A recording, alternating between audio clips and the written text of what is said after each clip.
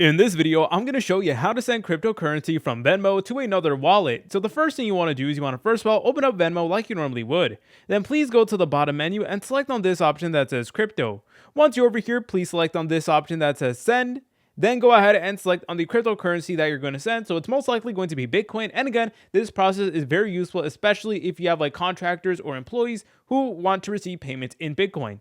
So you just want to go ahead and select on Bitcoin over here. Obviously, you're going to need some Bitcoin in your Venmo account in order for you to actually send it over to another wallet. So please make sure that you do have Bitcoin. Anyways, what you want to do from here is you want to enter in the name of the person you're trying to send it to, their Bitcoin address, or their ENS.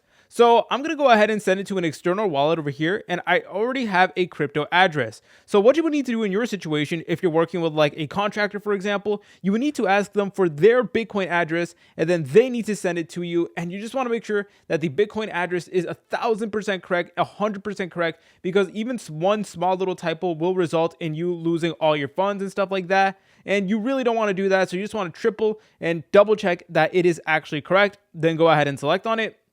And then you want to select on how much Bitcoin you actually want to send or whatever cryptocurrency. So it could be like $1. I only have $1 worth of funds, but then afterwards you would need to go ahead and press on review transfer. And you may need to go ahead and actually verify that it is you. So it might send a code to your phone number and then you may need to enter the code in. So just be prepared to do that. But otherwise, that is the hardest part. All you need to do is you need to press on review transfer and then you will be good to go. If you guys found this video helpful, make sure to leave a like and subscribe. I'll see you in the next tutorial.